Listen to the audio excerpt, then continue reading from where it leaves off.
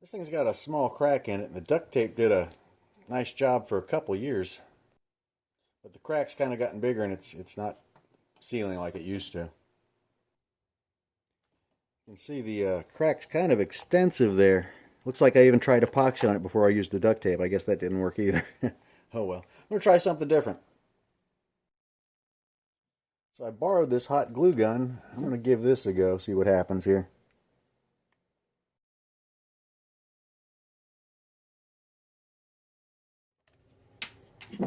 There we go. Some hot glues, I guess, are resistant to gasoline, but I have no idea if this one is or not. I'm about to find out. I could pour it, but where's the fun in that, huh? I have no way to test this thing. So I think as long as I don't press on the glue, I'm okay. But I'm giving this thing a go here.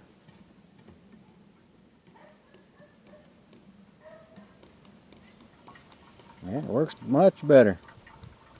So there you go. Fixing a gasoline siphoning thing with hot glue.